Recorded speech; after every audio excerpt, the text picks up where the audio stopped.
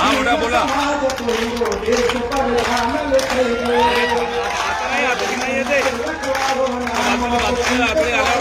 Recording झाली तुला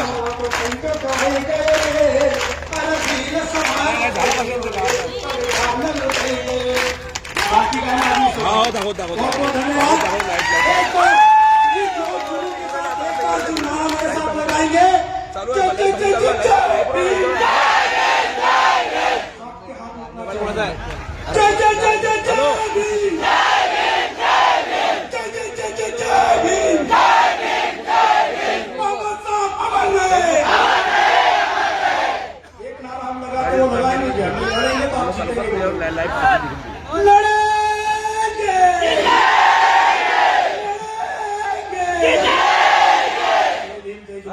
इतना इसने आपको मुझे दिया उसके लिए आपको कोटि कोटि आभार। अरे मैं मुझे बेटी नहीं रे बेटी नहीं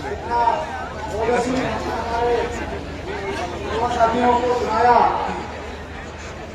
आज सभी समाज बंधुओं का इंतजार का पल खत्म होने जा रहा है, इंतजार की घड़ियां समाप्त होने जा रही है और वो महान शख्सियत जिनको आज हम देखने आए हैं, जिनको आज हम सुनने आए हैं, उनके संदर्भ में मैं एक बात कहना चाहता हूं बाबा साहब को लेकर के। कुछ लोग होते हैं जो वक्त के सांचे में ढल जाते हैं, कुछ लोग होते हैं जो वक्त के सांचे में ढल जाते हैं और कुछ ऐसे भी होते हैं जो वक्त के सांचे ही बदल जाते हैं, वक्त के सांचे ही बदल जाते हैं। एक वो समय था जब 26 नवंबर 1950 को बाबा साहब ने एक सांचा बदला था वक्त का, और आज उन्हीं के वंशज आदरणीय राजरत्न जी अम्बेडकर पुनः एक बार सांचा बदलने के लिए हमारे बीच उपस्थित हुए हैं। तो आज के कार्यक्रम के मुख्य अतिथि महोदय परम सम्माननीय बाबा साहब के वंशज आदरणीय राजरत्न जी अम्बेडकर साहब को आमंत्रित करता हूँ कि आप सब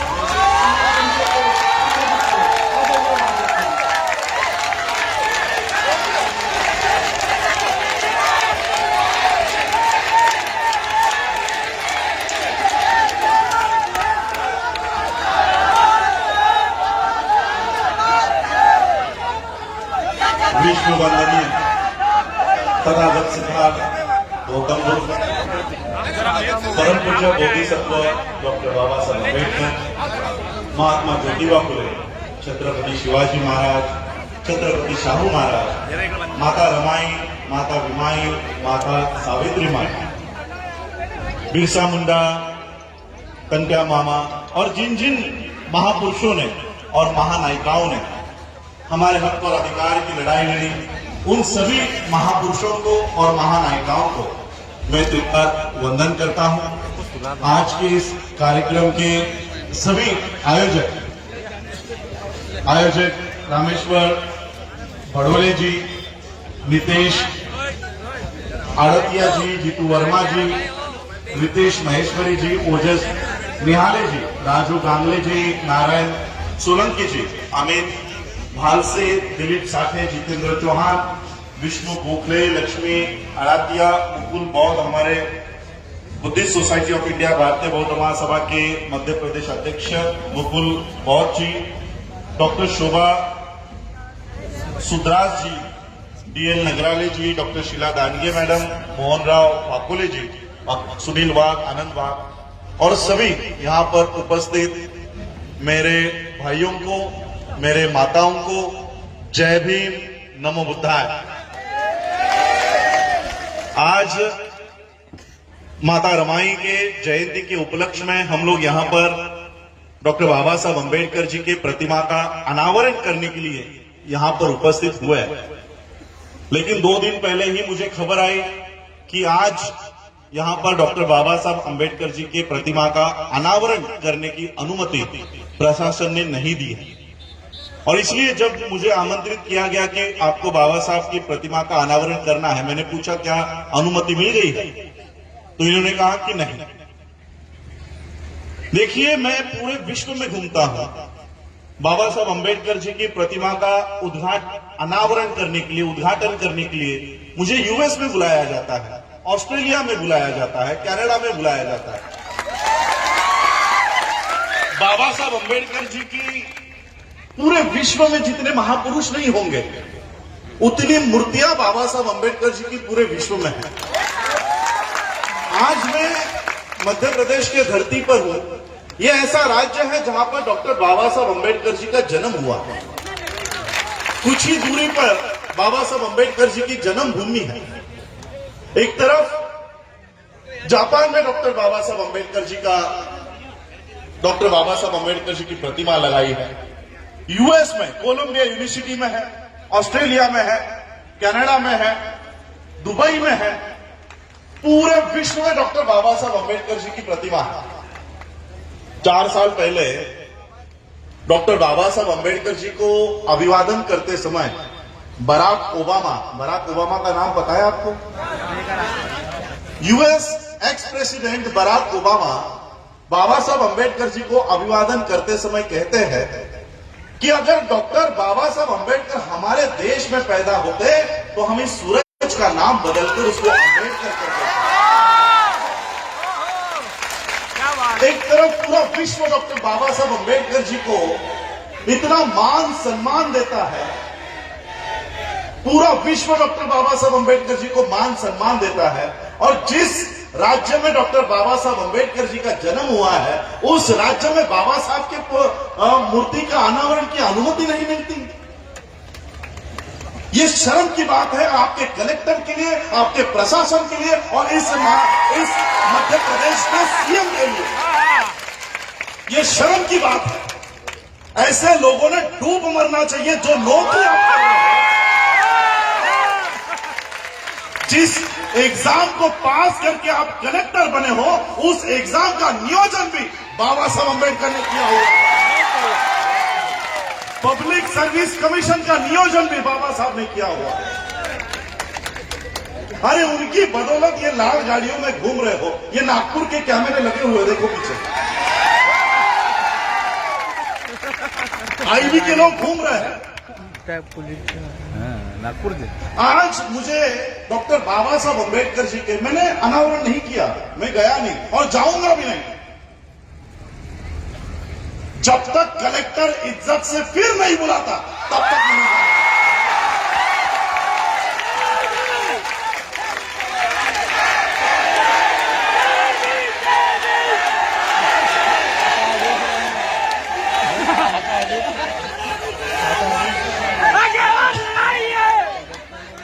आज मुझे महाड़ के चौदार तालाब की याद आ रही है। आप लोगों ने पता है, आप लोगों को महाड़ के चौदार तालाब का आंदोलन 1927 में 20 मार्च 1927 में बाबा साहब अंबेडकर जी ने ऐसे ही लोगों को इकट्ठा किया और पानी पीने का पहला अधिकार बाबा साहब ने वहां से प्राप्त किया। लेकिन ये अधिकार मिलने से पहले 1924 में ये रिजोल्यूशन पास किया गया था कि महाड़ का चौदार तालाब आज से सभी लोगों के लिए खुला है, सभी लोगों के लिए खुला है। बाबा साहब ने देखा 1924 उलट गई, 1925 उलट गई। अच्छा ये देखो, मुझे चिट्ठी आई है कि कलेक्टर महिला है।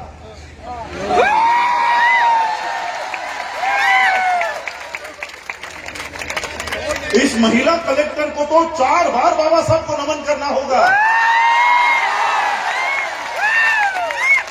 अगर बाबा साहब ने इस देश के महिलाओं को अधिकार नहीं दिया होता तो आज क्या ये महिला कलेक्टर बन पाती? जिस मोहन भागवत के इशारे पर ये लोग काम कर रहे हैं वो मोहन भागवत महिलाओं के लिए क्या कहता है पता है?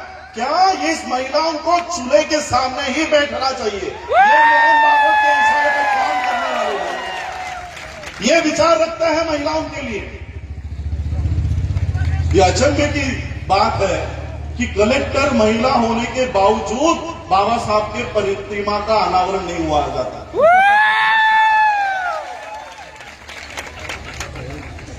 उन्नीस 1924 में जब महाड़ के चौदार तालाब का पानी पीने की अनुमति उस समय के म्युनिसिपालिटी, जैसे आज आपकी ग्राम पंचायत ने आपको अनुमति दे दी थी, उस समय के ग्राम पंचायत ने अनुमति दे दी थी कि यह तालाब आज से सबके लिए खुला है।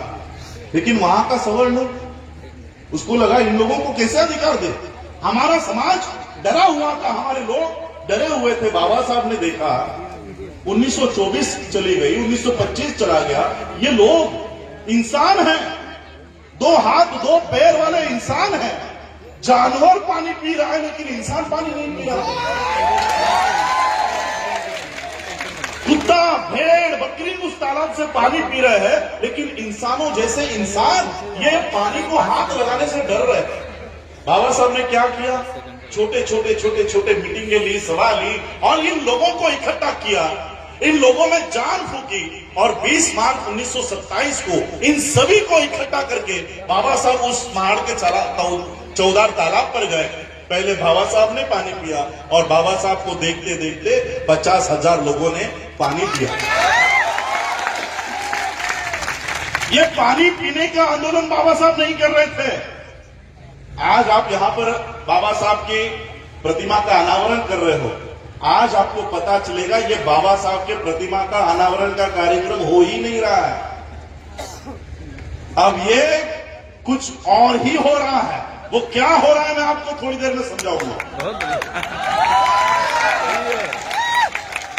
बाबा साहब ने देखा कि ये जो लोग इंसान हैं, जानवर बिना डरे पानी पी रहा है और इंसान डरा हुआ है। बाबा साहब ने पानी पीने का आंदोलन नहीं किया, मरे हुए लोगों को जिंदा करने का काम बाबा साहब ने किया। और फिर बाबा साहब ने घोषित किया कि फिर आएंगे, 25 दिसंबर 1927 को फिर आएंगे। और फिर बाबा साहब 25 दिसंबर को उस महाल के चौदार तालाब के लिए निकले। जैसे ही वहां पर पहुंचे, पुलिस वाला बाबा साहब को मिलने के लिए आया और पुलिस वाले ने कहा, अंग्रेज पुलिस वाले ने कहा कि बाबा साहब सवर्णों ने कोर्ट में याचिका दायर की है कि आप ये चौदार तालाब का पानी नहीं पी सकते और वहां पर स्टे ऑर्डर आया, इसलिए अगर आप वहां पर जाते हो तो मुझे आपको अरेस्ट करनी होगी और बाकी सभी कार्यकर्ताओं को अरेस्ट करना होगा। बाकी सभी कार्यकर्ताओं ने कहा कि बाबा साहब हम जेल में बैठने के लिए तैयार है, हम उस चौदार तालाब पर जाएंगे। बाबा साहब सोच रहे थे कि क्या किया जाए, क्या किया जाए। अंग्रेज अधिकारी कह रहा था कि बाबा साहब हम आपके अधिकार के खिलाफ नहीं हैं, बल्कि हमने ही तो आपको अधिकार दिया था। लेकिन यहां के सवर्णों ने आपके खिलाफ कोर्ट में याचिका की है और आपको रोक लगाई। बाबा साहब ने सोचा कि ये जो सवर्ण है, ये सवर्ण क्यों हमें पानी पीने नहीं दे रहा, क्योंकि उसके धर्म ग्रंथ में लिखा हुआ और उसका धर्म ग्रंथ कौन सा है, मनुस्मृति। मनुस्मृति में लिखा हुआ है। जब बाबा साहब को पता चला कि इस मनुस्मृति के कानून के अनुसार हमको पानी पीने के लिए जाने से मनाही किया जा रहा है, तब बाबा साहब महाड़ के चौदार तालाब पर नहीं गए, बल्कि उस मनुस्मृति को बाबा साहब ने जला दिया कि इस मनुस्मृति के लिए आप हमको पानी पीने नहीं दे रहे हो, इस मनुस्मृति के लिखे हुए कानून के लिए आप हमको महाड़ के चौदार तालाब पर जाने के लिए नहीं दे रहे हो। बाबा साहब ने 25 दिसंबर 1927 को जो मनुस्मृति चलाई है, आज 2021 तक वो अपना सर भी ऊपर उठा नहीं पा रही है। अब यही प्रसंग 2021 में थोड़ा सा ज्वाइन करके देखो। आपका ग्राम पंचायत आपको बाबा साहब के मूर्ति का अनावरण करने की परमिशन देती है कि नहीं देती है? लेकिन आपका कलेक्टर, आपका प्रशासन कहता है कि नहीं देंगे। अब मुझे बताओ, आप इंसान हो? अगर आप किसी कुत्ते को पत्थर मारते हो तो वो कुत्ता पत्थर को काटेगा या मारने वाले को काटेगा? तो ये जो कलेक्टर है ये पत्थर है।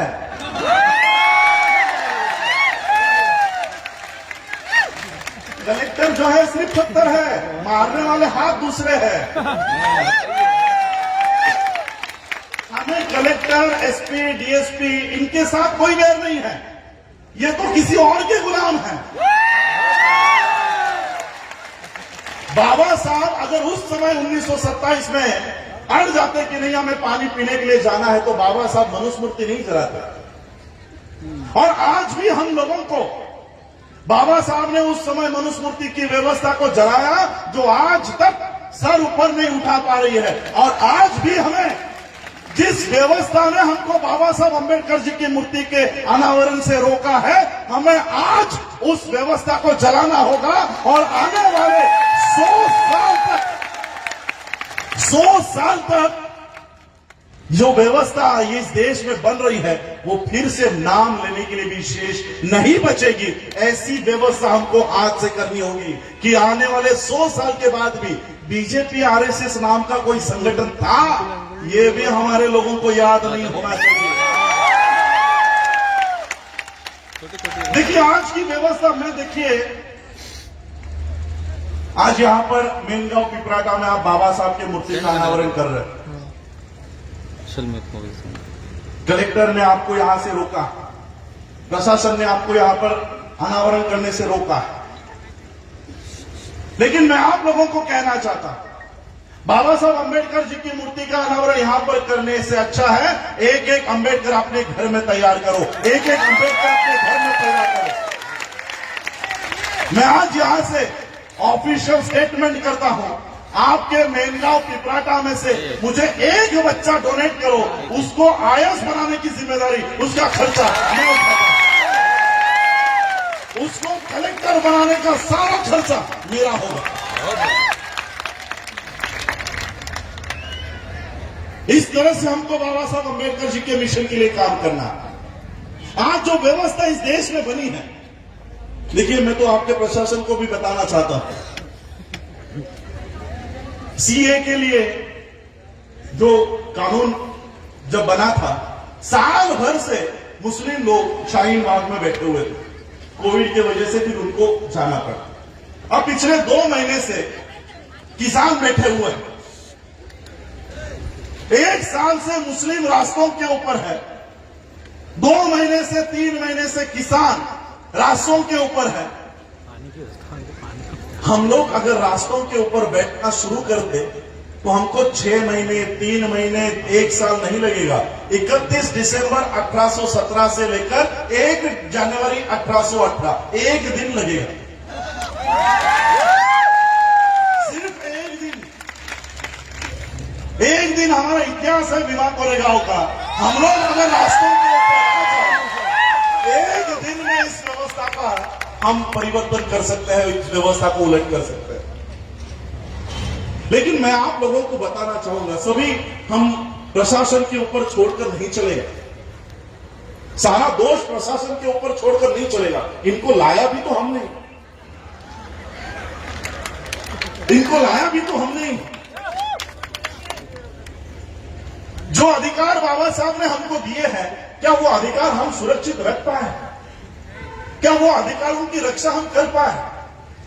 क्या बाबा साहब, किस संघर्ष में बाबा साहब ने हमको अधिकार प्राप्त करके दिए हैं, क्या उसकी जानकारी हम लोगों को है?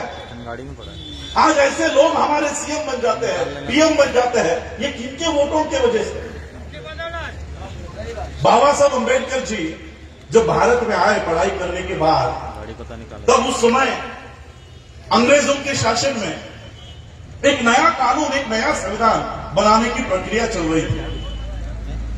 गवर्नमेंट ऑफ इंडिया एक्ट 1935 का निर्माण हो रहा था। और उस कानून में, उस संविधान में इस देश के लोगों को क्या क्या अधिकार मिलने चाहिए, इसकी सारी जानकारी इकट्ठा की जा रही थी। South bureau committee, Simon commission Bharat में आ रहे थे, सभी लोगों से मुलाकात कर रहे थे, इंटरव्यू ले रहे थे, उनके मत जान रहे थे।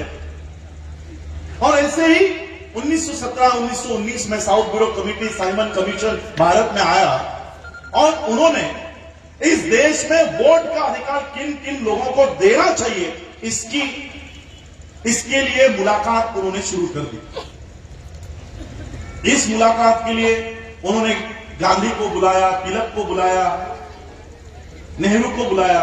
गांधी का, तिलक का कहना था कि इस देश में वोट देने का जो अधिकार है, ये वोट देने का अधिकार सिर्फ 3 वर्गों को मिलना चाहिए, सिर्फ 3 वर्गों को।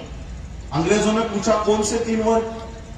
गांधी जी ने कहा कि जो लोग पढ़े लिखे हैं कम से कम 8वीं पास होने का सबूत दिखा सकते हैं, ऐसे ही लोगों को वोट देने का अधिकार इस देश में होना चाहिए।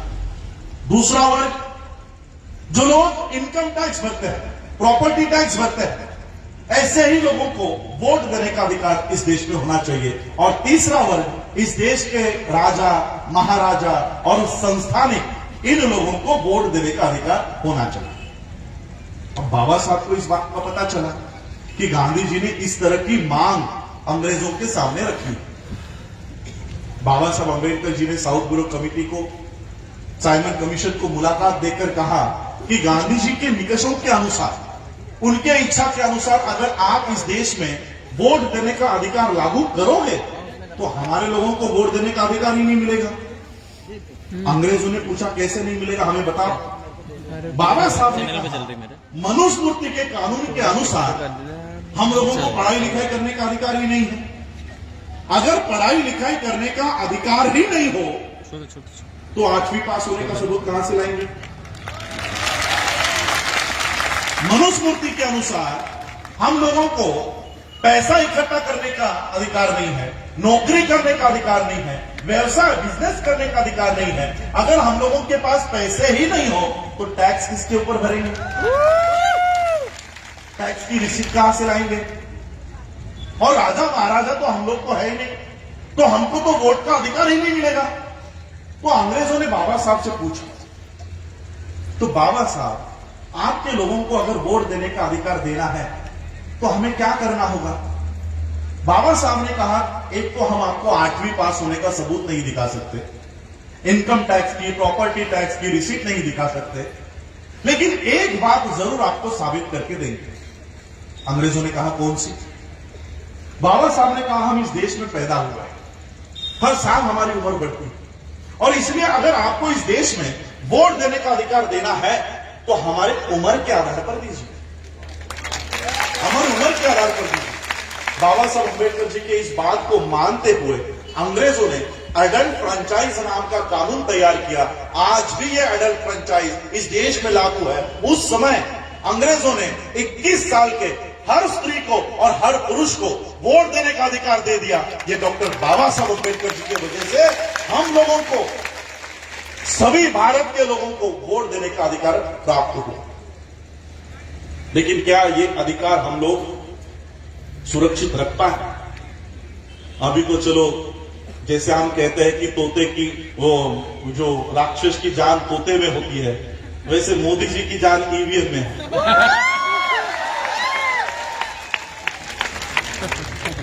तो ये ईवीएम का टेटवा जैसे ही दबेगा, बीजेपी गिरते गिरते गिरते गिरते जीरो हो जाएगा। लेकिन शुरुआत से 1952 में पहली इलेक्शन हुई, क्या उस समय से लेकर आज तक हम अपने अधिकार को बचा पाए? कांग्रेस के एक ज्येष्ठ कृपलानी नाम के कार्यकर्ता थे, सांसद थे, वो बाबा साहब को मिलकर उन्होंने कहा कि बाबा साहब, आपने इतने मेहनत से, इतने संघर्ष से इन लोगों को वोट का अधिकार दे दिया, आपके लोगों को वोट का अधिकार दे दिया, लेकिन आपके लोग तो गरीब हैं, आपके लोग लाचार हैं, वो लोग अपने वोट का अधिकार बेच देंगे और उनके वोट हम खरीदकर अपनी सत्ता बना लेंगे, हम अपनी सत्ता बनाएंगे, तब आपका यह अधिकार खत्म हो जाएगा, आपका संघर्ष माटी में मिल जाएगा। बाबा साहब ने उस कृपलानी को जवाब दिया, कृपलानी मैं जानता हूं कि मेरे लोग गरीब हैं, मैं जानता हूं कि मेरे लोग लाचार हैं, लेकिन जिस दिन मेरे लोगों को मेरे संघर्ष के बारे में पता चल जाएगा, उस दिन तुमसे बड़ा भिखारी इस देश में कोई नहीं है, कोई नहीं होगा। बाबा साहब अम्बेडकर जी ने हम लोगों को वोट का अधिकार दे दिया, लेकिन हमारे पुरुषों ने वो वोट का अधिकार शराब पर बेच दिया, शराब के लिए बेच दिया।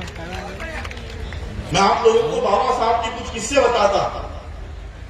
बाबा साहब जब पढ़ाई करने के लिए लंदन में जाया करते थे, ग्रेस इन में जाया करते थे, न्यूयॉर्क में जाया करते थे, आज भी कनाडा का तापमान -2 डिग्री बर्फ गिर रहा है। ऐसे क्लाइमेट में, ऐसे हालात में बाबा साहब वहां पर रहा करते थे। इतनी ठंड में वहां के डॉक्टर्स बाबा साहब को आकर कहते थे कि बाबा साहब इतनी ठंड में अगर आप जिंदा रहना चाहते हो तो ये डॉक्टर ब्रांडी, ये शराब दवाई के तौर पर तो लीजिए, दवाई के तौर पर। जीने मरने का प्रसंग होने के बावजूद बाबा साहब ने कभी शराब के एक बूंद को हाथ नहीं लगाया। और उन्हीं बाबा साहब अंबेडकर जी के वोट के अधिकार को हम शराब पे बेच आते हैं। हाँ, सही है। क्या मोदी से पहले हम कसूरवार नहीं हैं? क्या हम दोषी नहीं हैं? बहुत बढ़िया। और हमारी महिला वो सोचती होंगी हाँ हमारे पुरुषों ने बेच दिया, हमने नहीं बेचा। महिलाओं के वोट का अधिकार कैसे छीना पता आप लोगों को? साड़ियों के साड़ियां बांटते हैं, साड़ियां बांटते हैं, साड़ी लेके जाओ, वोट देके जाओ। मैं आज माता रमाई के जयंती के उपलक्ष्य में हम लोग यहां पर बाबा साहब की मूर्ति का अनावरण करने के लिए आए। माता रमाई की एक याद बताता हूं। बाबा साहब जब पीएचडी होकर बंबई लौट रहे थे तब बाबा साहब के कार्यकर्ताओं को पता चला कि बाबा साहब इस बोट से आने वाले हैं और जैसे ही बाबा साहब मुंबई में उतरेंगे उनका सत्कार हम आयोजन करते हैं। बाबा साहब अंबेडकर जी के सत्कार के आयोजन का कार्यक्रम शुरू हुआ। घर पर माता रमाई को पता चला कि मेरे पति आने वाले हैं और उनका सत्कार होने वाला है। माता रमाई ने एक छोटी सी इच्छा व्यक्त की। क्या? कि अपने पति का, मेरे पति का सत्कार मुझे अपने आंखों से देखना। एक छोटी सी इच्छा माता रमाई ने व्यक्त की कि मेरे पति का सत्कार मुझे होते हुए देखना है। लेकिन माता रमाई की समस्या क्या थी पता? माता रमाई की एक समस्या थी कि उनके पास एक भी अच्छी साड़ी पहनने के लिए नहीं थी। जो साड़ी उन्होंने पहनी हुई थी वो 7 जगहों से फटी हुई थी। अब पीएचडी प्राप्त करके आए हुए बाबा साहब अंबेडकर जी का सत्कार होने वाला और उनकी पत्नी ऐसे फटे साड़ी में जाए, अच्छा लगेगा? माता रमाई सोच रहे थे कि मैं कैसे जाऊं बाबा साहब का सत्कार देखने के लिए, मैं कैसे जाऊं अपने पति का सत्कार इस फटे हुए हाल में।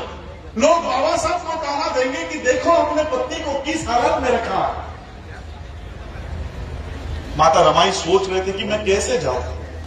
तब माता रमाई को याद आया कि छत्रपति शाहू महाराज जी ने बाबा साहब अंबेडकर जी का सत्कार करते समय एक पगड़ी उनको पहनाई थी, पगड़ी, और वो पगड़ी उन्होंने संभाल कर ट्रंक में रखी हुई। माता रमाई ने वो ट्रंक खोली, वो पगड़ी निकाली और जहां जहां पर वो साड़ी फटी है वहां पर लपेट कर माता रमाई बाबा साहब का सत्कार देखने के लिए गए। अब पति का सत्कार हो रहा है तो पत्नी ने मंच पर आकर बैठकर देखना चाहिए, लेकिन माता रमाई मंच पर नहीं आई। कम से कम पहले रो में बैठकर, वहां पर भी माता रमाई नहीं आई। जहां पर बाबा साहब का सत्कार चल रहा था वहां पर एक पेड़ के पीछे छुप छुप कर बाबा साहब का सत्कार माता रमाई देख रहे थे, चुप चुप कर। अब बाबा साहब का ध्यान पूरे समाज पर।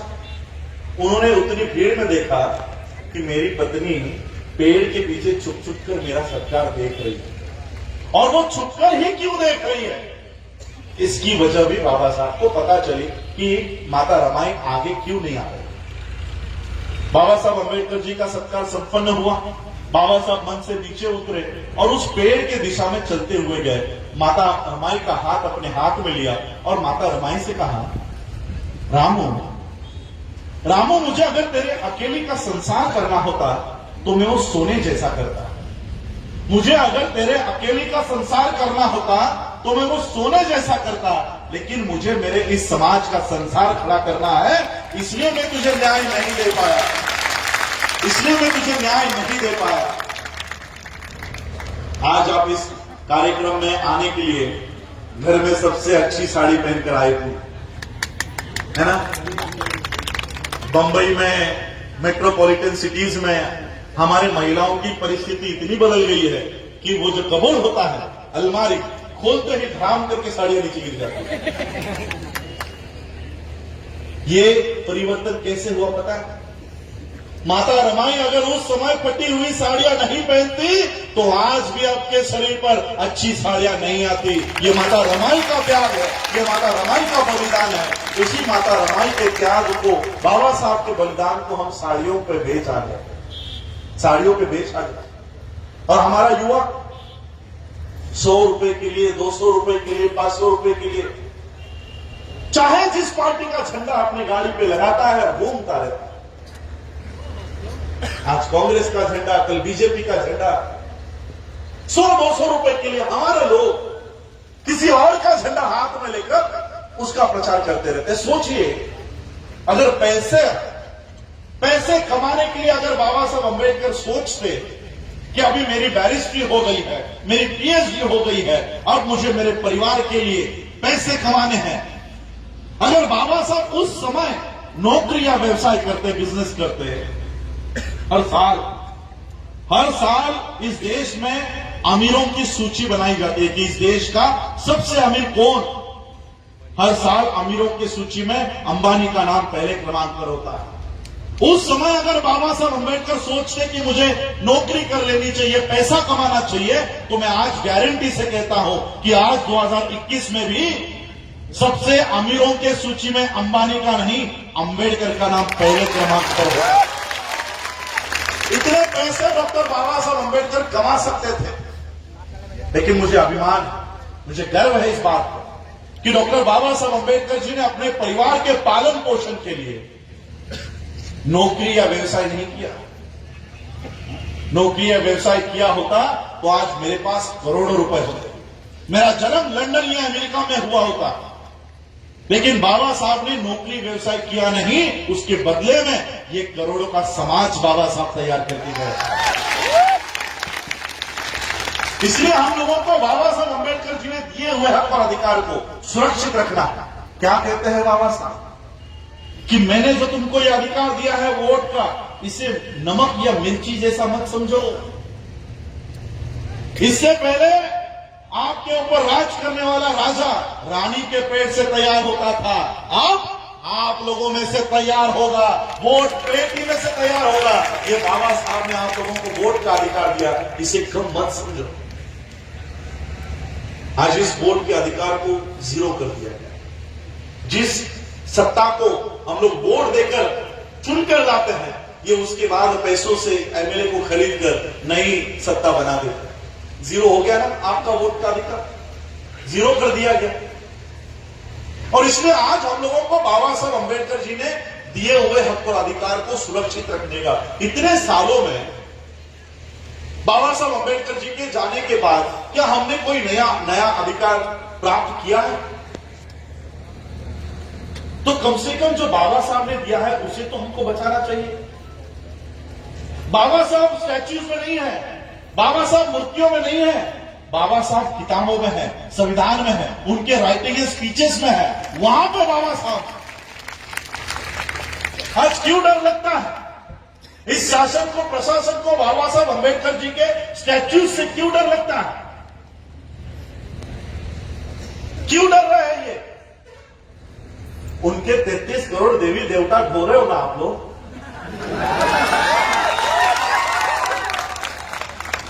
उनके 33 करोड़ देवी देवता आप लोग ढो सकते हो, क्या एक बाबा साहब की मूर्ति इनको हजम नहीं होती?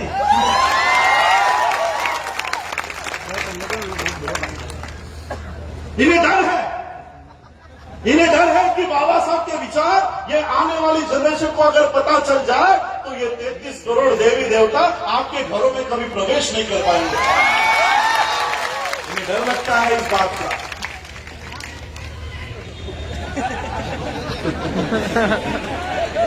वो तो है।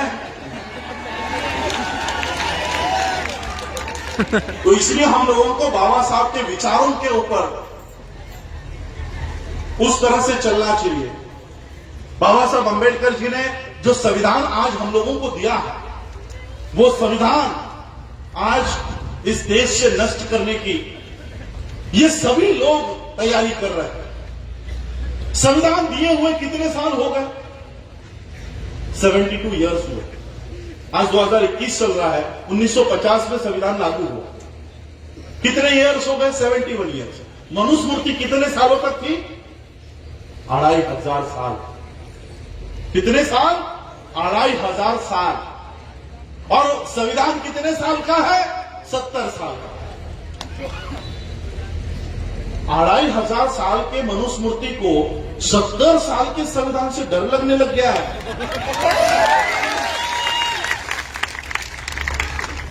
1950 में जब संविधान लागू हुआ, अगर समझो उस समय हमारा एक बच्चा पैदा हुआ है तो आज वो कितने साल का होगा? 70 साल का। यानी सिर्फ एक ही पीढ़ी सिर्फ संविधान के दायरे में आई है। अभी तो हमारी दूसरी पीढ़ी संविधान के दायरे में आई भी नहीं है। मनुस्मृति में कितनी पीढ़ियां गई हमारी? हजारों पीढ़ियां गई। 25,000 साल औसतन उम्र अगर हम सोचते हैं कि 100 साल की उम्र हमको उस समय मिलती होगी, तो 25 पीढ़ियां हमारी मनुस्मृति में थी। तो एक पीढ़ी से इतना डर क्यों लग रहा है? रिजर्वेशन बंद कर दो, एयरपोर्ट बेच दो, रेलवे बेच दो, बीपीसीएल बेच दो। आपको लगता होगा प्राइवेटाइजेशन चल रहा है। नहीं, ये प्राइवेटाइजेशन नहीं है, ये संविधान को उस क्षेत्र से हटाने का काम चल रहा है। अगर बीपीसीएल पब्लिक सेक्टर है तो संविधान वहां पर लागू है। अगर बीपीसीएल बेच दिया अडानी अंबानी को, क्या उस पर संविधान लागू होगा? रेलवे आज भारत सरकार का उपक्रम है तो संविधान उसके ऊपर लागू है। अगर रेलवे अडानी को बेच दिया, क्या संविधान उस पर लागू होगा? तो ये रेलवे बेचा नहीं जा रहा, ये एयर इंडिया बेची नहीं जा रही, ये आपके पब्लिक सेक्टर बेचे नहीं जा रहे, वहां से संविधान को खत्म कर किया जा रहा है। क्यों? एक पीढ़ी हमारी वहां पर आई है और एक ही पीढ़ी में आपको संविधान से इतनी दिक्कत होने लग गई। 25 पीढ़ियों से संविधान आपके मनुस्मृति में हम लोग जी रहे थे। अब एक पीढ़ी हमारी यहां पर कंप्लीट भी नहीं हुई है। 100 साल अगर उस व्यक्ति को पूरे होने हैं तो अभी और 30 साल बाकी है। मैं आपको बताता हूं इनको संविधान से दिक्कत क्यों है, क्यों ये संविधान से डर रहे हैं। बाबा साहब अम्बेडकर जी का एक उदाहरण आपको बताता हूं कि क्यों ये संविधान को इतना काटते हैं। बाबा साहब अम्बेडकर जी छोटे थे, कुछ 7वीं 8वीं कक्षा में पढ़ रहे थे। उनके पिताजी रामजी बाबा ये मिलिट्री में, जैसे यहां पर महू में उनके पिताजी का ट्रांसफर हुआ था और यहां पर ही बाबा साहब अम्बेडकर जी का जन्म हुआ, उसी तरह से उनके पिताजी का ट्रांसफर होते रहता। रामजी बाबा का ट्रांसफर हो गया और बच्चे स्कूल में पढ़ाई कर रहे थे, उनकी वैकेशन लग गई, छुट्टियां लग गई, तो पिता को लगा कि अपने बच्चों को मिल लेना चाहिए। तो अपने पिता ने, बाबा साहब अम्बेडकर जी के पिता ने बाबा साहब अम्बेडकर जी के नाम से टेलीग्राम किया कि बच्चों छुट्टियां अगर लग गई है तो मुझे मिलने के लिए मेरे कैंप पर आ जाओ। ये ट्रेन पकड़ो और ये ट्रेन पकड़कर यहां पर उतरो, मैं आप लोगों को लेने के लिए आ जाऊंगा। किस दिन निकलने वाले हो उसका टेलीग्राम जरूर कर देना। रामजी बाबा ने बाबा साहब को टेलीग्राम करके बुला लिया। बाबा साहब ने टेलीग्राम करके अपने पिता को बता दिया कि हम इस तारीख को निकलेंगे और इस दिन स्टेशन पर आ जाएंगे, आप हमको लेने के लिए आ जाएंगे। अब ये टेलीग्राम रामजी बाबा को मिला ही और बच्चे निकल गए। ट्रेन में बैठकर स्टेशन पे आकर खड़े हो गए, ट्रेन आकर उनको छोड़कर चली गई, सारे लोग चले गए। ये बच्चे स्टेशन पर अपने पिता की राह देख रहे हैं कि हमारे पिता अब आएंगे। अब पिता को पता ही नहीं कि बच्चे कब आने वाले। स्टेशन मास्टर ने देखा कि सब लोग चले गए, ये बच्चे यही खड़े हैं। वो स्टेशन मास्टर बच्चों के पास आया और बच्चों को पूछा कि कहां जाना है, कपड़े से तो अच्छे घर के लग रहे हो, सवर्णों के बच्चे लग रहे हो, कहां जाना है? तो बाबा साहब ने कहा कि मेरे पिताजी मिलिट्री में ऑफिसर है, हमको इस पते पर जाना है। तो उस स्टेशन मास्टर ने वहीं पर नजदीक में बैलगाड़ी वाला खड़ा था, उसको बुलाया कि देखो यह मिलिट्री ऑफिसर के बच्चे हैं, इन्हें यहां पर छोड़ दो। तो उस बैलगाड़ी वाले ने उन बच्चों को बैलगाड़ी में बिठा दिया और वो बैलगाड़ी राम जी बाबा जहां पर थे वहां के लिए निकल पड़ी। बैलगाड़ी शुरू होते ही वो बैलगाड़ी वाला बच्चों से बात करने लग गया कि तुम कहां से आए हो, कौन सा गांव है, जाति कौन सी है। और जैसे ही जाति पता चली, बैलगाड़ी वाले ने बैलगाड़ी रोकी और सभी बच्चों को गालियां देकर नीचे उतार दिया कि तुम तो मुझे सवर्णों के बच्चे लग रहे थे, तुम तो अछूतों के बच्चे हो, अभी के अभी नीचे उतरो। सभी बच्चे नीचे उतार दिए गए। बाबा साहब ने कहा कि ज्यादा पैसे ले लो लेकिन हमको छोड़ दो, हमको हमारे पिता के यहां छोड़ो। तो बैलगाड़ी वाला बोला पैसे दे रहे तो इनको छोड़ता हूं, लेकिन तुम लोग अछूतों के बच्चे हो इसलिए मेरे बैलगाड़ी में नहीं बैठ सकते, मेरे बैलगाड़ी के पीछे चलते चलते आना, मेरे बैलगाड़ी में नहीं बैठना, और जब तुम थक जाओगे तब मुझे बताओ, अगर बैठना तब मैं नीचे उतर जाऊंगा, तुम्हारे बगल में नहीं बैठूंगा। और फिर बाबा साहब का ये सफर शुरू हो गया। 4-5 किलोमीटर पैदल चलने के बाद बाबा साहब, सारे बच्चे, बाबा साहब के भाई सब थक गए। उन बच्चों ने, बाबा साहब ने बैलगाड़ी वाले से कहा कि आपके पास वो पानी है, मुझे थोड़ा सा पानी दो, मुझे प्यास लगी, मुझे प्यास लगी। बैलगाड़ी वाले ने कहा कि मैं तुम्हें अपना पानी नहीं पिला सकता क्योंकि तुम अछूतों के बच्चे हो, मैं अपना पानी नहीं पिला सकता, लेकिन अगर आगे कोई तालाब आता है, नाला आता है तो मैं गाड़ी रुका दूंगा, तुम लोग पानी पीकर आ जाना। बहुत दूर चलने के बाद भी कोई तालाब नहीं आ रहा था, कोई पानी का ठिकाना नहीं दिखाई दे रहा था। उस बैलगाड़ी वाले को दया आई, उसने देखा कि आगे कुछ पानी दिख रहा है, उसने बैलगाड़ी रोकी और बच्चों को कहा कि देखो वहां पर थोड़ा पानी दिखाई दे रहा है। और सभी बच्चे भागते भागते उस पानी के यहां गए, देखा कि वो तो कीचड़ है, कीचड़, लेकिन प्यास लगी है। वो सारी मिट्टी बाबा साहब ने हटाई और अपने आप को झुकाकर बाबा साहब ने मुंह लगाकर उस कीचड़ में से गंदा कीचड़ का पानी बाबा साहब ने पिया। कपड़े गंदे हो गए थे, मुंह पे मिट्टी लग गई थी। थोड़ी देर में बाबा साहब अपने पिता के यहां पहुंचे। जैसे ही पिता के यहां पहुंचे, पिता को गले लगाकर बाबा साहब रो रो कर, फूट फूट कर रो रहे थे कि ये मेरे साथ ऐसा क्यों इसने किया, मेरे साथ ऐसा बर्ताव क्यों किया। बाबा साहब के पिताजी ने कहा कि यही व्यवस्था तुझे बदलनी है, यही व्यवस्था तुझे बदलनी है, यही व्यवस्था तुझे बदलनी है। और फिर उसी बच्चे ने बड़े होने के बाद इस देश को ऐसा संविधान निर्माण करके दिया जो सिर्फ इस देश का ही नहीं, पूरे विश्व का सर्वोत्कृष्ट संविधान माना गया। ऐसा संविधान बाबा साहब अम्बेडकर जी ने इस देश को दिया। पानी का बोतल को दो।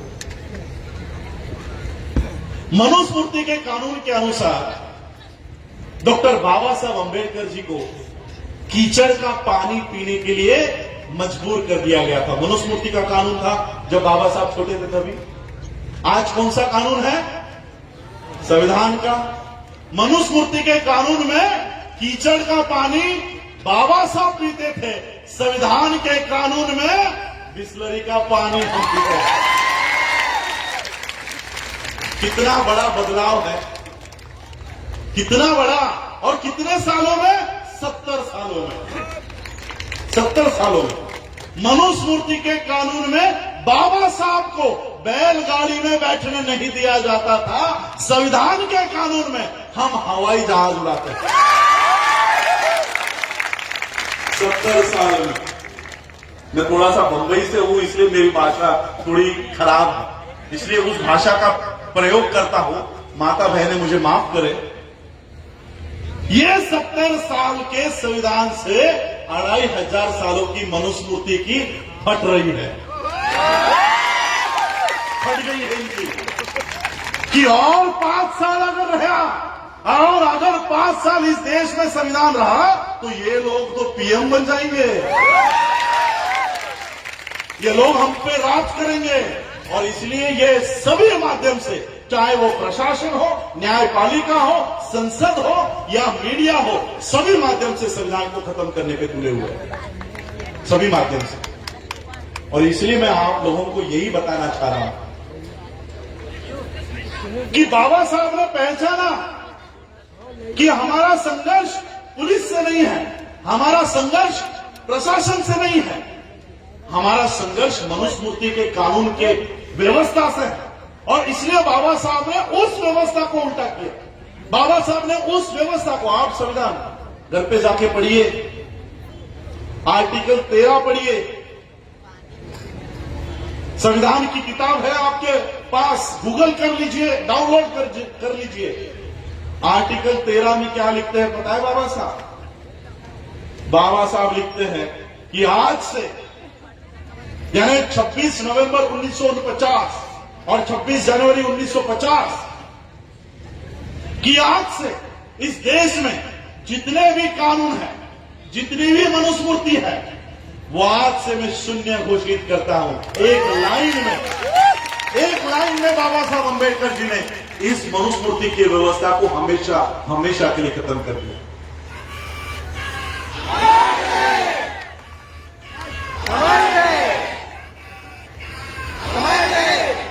मुझे दुख इस बात का है कि आज मैं मध्य प्रदेश में आकर भी बाबा साहब अंबेडकर जी के मूर्ति का अनावरण नहीं कर पा रहा, और हम इनके सूचना का पालन करेंगे, कलेक्टर के, एसपी के, प्रशासन के सूचना का पालन करेंगे। उन्होंने कहा ना नहीं करने देंगे, नहीं करेंगे।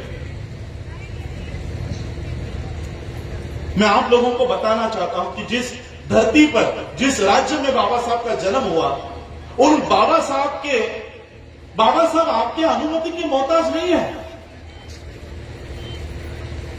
आप अगर यहां पर बाबा साहब की प्रतिमा का अनावरण करने नहीं दे रहे हो, तो क्या बाबा साहब अंबेडकर जी की प्रतिमा या बाबा साहब अंबेडकर जी की आइडेंटिटी कम होने वाली है?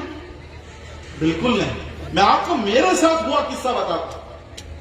मैं संयुक्त राष्ट्र के मीटिंग के लिए, यूनाइटेड नेशन के मीटिंग के लिए, जब मैं मेरे ख्याल से जापान में था, जापान या वियतनाम में था, 125 देश के प्रतिनिधि वहां पर थे।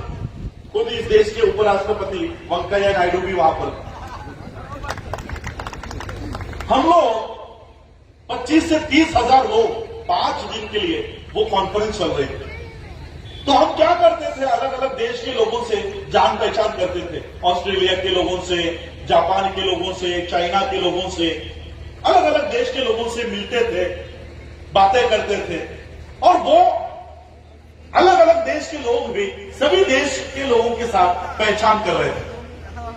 लंच ब्रेक में जब हम लोग घूम रहे थे तो चाइना के लोग हमारे सामने आए। चाइना के कुछ बनते जी, चाइना के कुछ डेलीगेट्स, और उन्होंने हमको सवाल किया कि आप लोग कौन से देश से हो, विच कंट्री? तो हमने उनको जवाब दिया, इंडिया, भारत से हम लोग। क्या कहा पता है चाइना के लोगों ने? ये 2 साल पहले की बात है। चाइना के लोग उस समय उन्होंने हमको जवाब दिया, ओ अम्बेडकर इंडिया।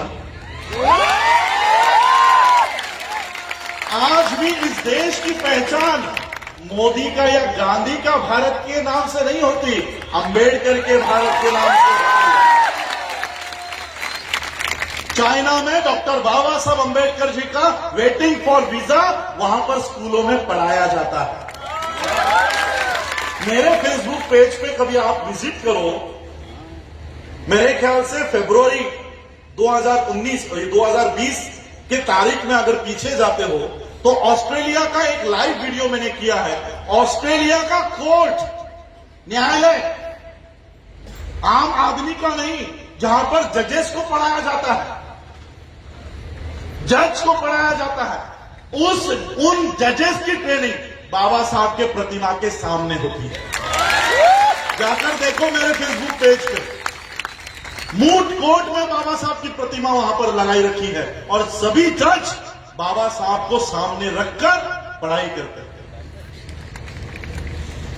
इस पिपराटा के या इस मेनगांव के कलेक्टर के परमिशन की जरूरत नहीं है बाबा साहब के आइडेंटिटी के लिए। बाबा साहब के वजह से आपकी आइडेंटिटी है। और इसलिए मैं आप लोगों से कहना चाहूंगा, ये आपको बाबा साहब की मूर्ति बनाने नहीं देते, ये आपको बाबा साहब की मूर्ति लगाने नहीं देते। घर घर में अंबेडकर पैदा करो, घर घर में अंबेडकर निर्माण करो। यही बाबा साहब को सही आदरांजलि होगी, सही अभिवादन होगा। और जिस किसी बच्चे को परीक्षा में या पढ़ाई में दिक्कत होती है, फाइनेंशियल कुछ अड़चन आती है, वो हम उठाने को तैयार है, वो हम आगे लेकर जाने के लिए उस बच्चे को तैयार है। और इसलिए मैं आज यहां पर आप लोगों के, मैं बाबा साहब अम्बेडकर जी के प्रतिमा का हम लोग वहां पर नमन करेंगे, उनको अभिवादन करेंगे। आप लोगों के जज्बे को मैं सलाम करता हूं। मुझे कई फोन आए यहां नहीं आने के लिए कि आप मत आओ, प्रोग्राम कैंसिल हो गया है, प्रोग्राम को परमिशन नहीं है। मैंने कहा ठीक है, मूर्ति के आने वाले को परमिशन नहीं है, हम सभा को संबोधित करेंगे, हम सभा में जाएंगे, हम सभा में जाएंगे। और इसलिए मैंने आपको 2 दिन पहले का एक वीडियो देखा 27 सेकंड का। यहां की महिलाएं आगे आकर इस पुलिस प्रशासन को भगा रही, पुलिस प्रशासन को भगा रही।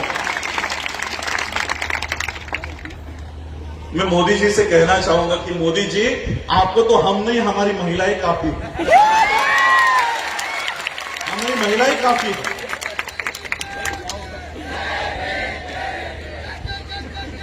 और इसलिए आज, क्योंकि मुझे और आगे 3 घंटा और कुछ बोलना है, कुछ मैसेज देना है, तो बोल दीजिएगा, क्योंकि फिर आएंगे हम लोग वापस बाबा साहब अम्बेडकर जी के।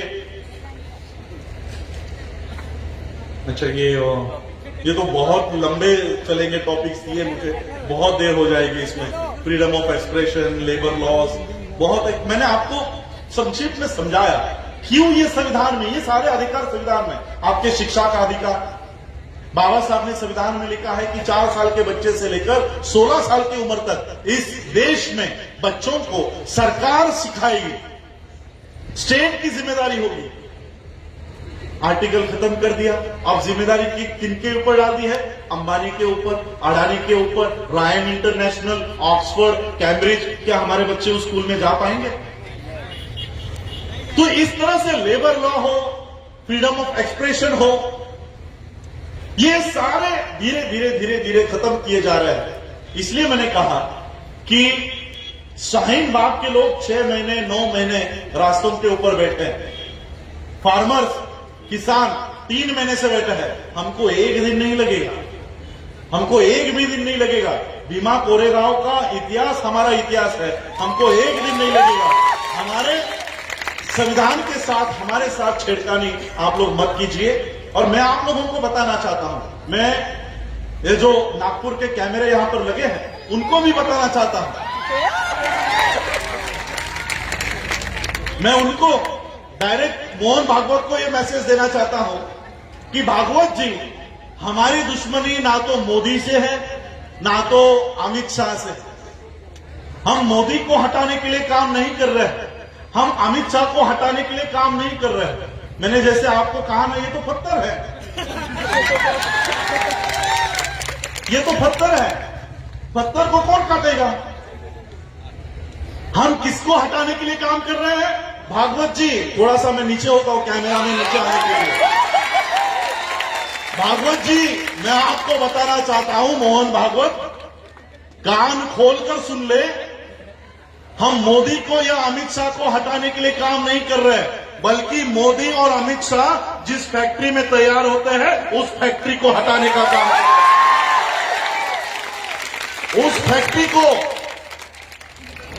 और मेरे पास सबूत है कि आरएसएस ये आतंकी संगठन है, टेररिस्ट ऑर्गेनाइजेशन। मुझे बताओ, यहां पर पुलिस वाले भी हैं, क्या किसी के घर में बंदूक मिली तो वो टेररिस्ट है कि नहीं? है ना? किसी के घर में तलवार मिली तो वो टेररिस्ट है कि नहीं? तो फिर संघ में AK-47 की पूजा आप लोगों ने देखी है कि नहीं देखी है? संघ के मुख्यालय में तलवारों की पूजा इस देश का प्रधानमंत्री करता है कि नहीं करता है? क्या किसी का भी लाइसेंस AK-47 का लाइसेंस भागवत के पास है? तो क्या भागवत का ऑर्गेनाइजेशन टेररिस्ट ऑर्गेनाइजेशन है या नहीं है? तो वही तो मैं बता रहा हूं कि ये टेररिस्ट ऑर्गेनाइजेशन है। और मैं यहां नहीं बता रहा हूं, ये बात मैंने लिखकर यूनाइटेड नेशन को दी है कि इसको बंद करवाओ, ये टेररिस्ट ऑर्गेनाइजेशन। यहां किसको देना है? प्रेसिडेंट को, जो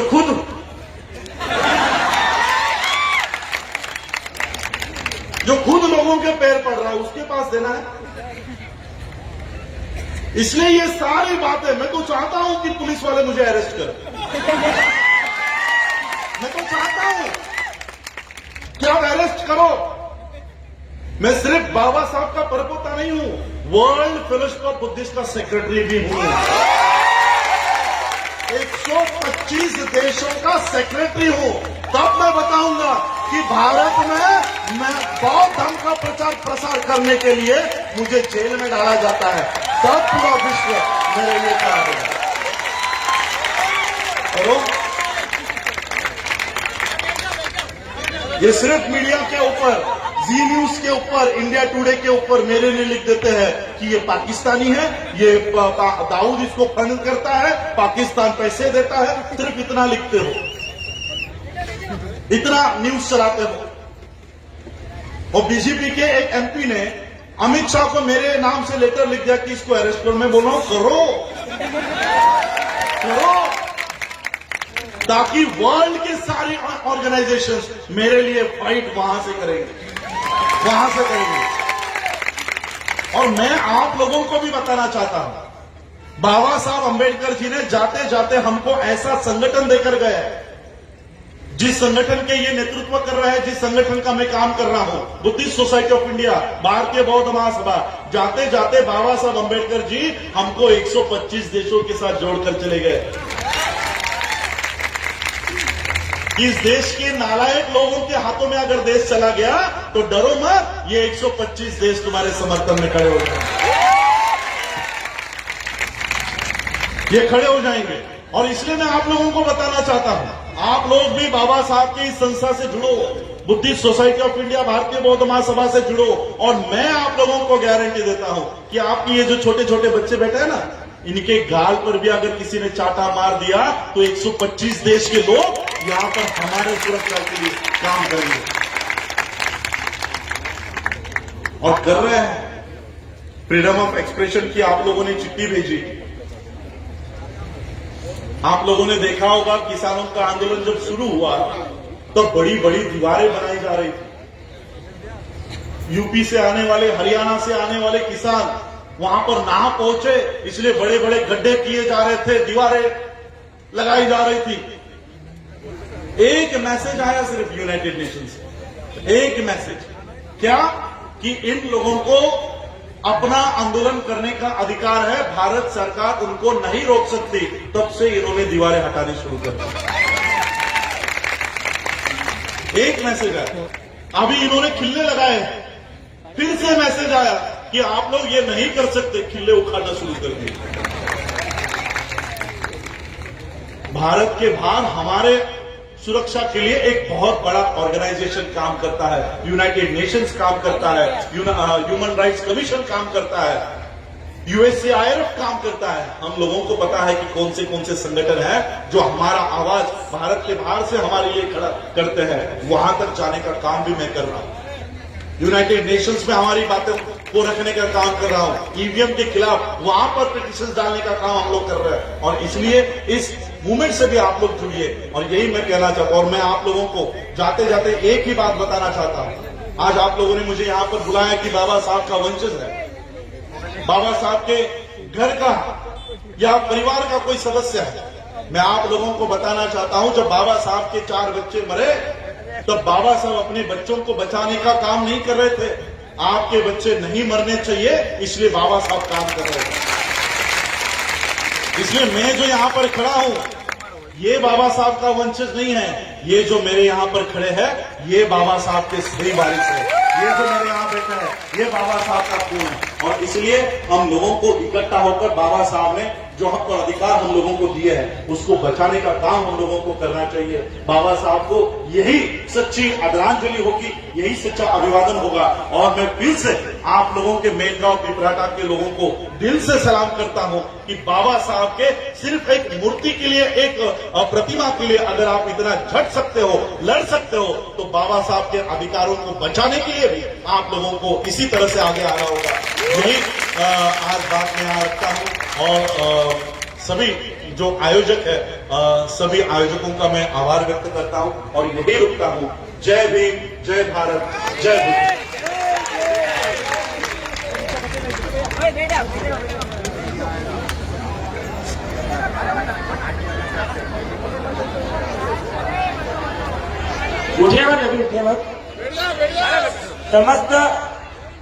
समस्त साथियों से निवेदन है, बैठ जाए।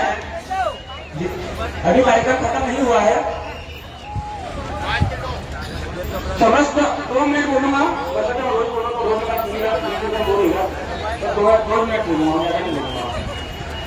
बहुजन समाज में जन्म समस्त महापुरुषों को नमन करते हुए इस मैदान में पधारी तमाम महिलाएं, तमाम बहनें, तमाम युवा साथी, तमाम सम्मान बुजुर्ग साथियों को मैं क्रांतिकारी जय हिंद, जय भीम, जय विस्तार पेश करता हूँ। सम्मानित डॉक्टर अम्बेडकर साहब, ये पंक्ति में बैठी आगे मेरी बहनें, बीच में बैठी मेरी मेलगांव की माताएं,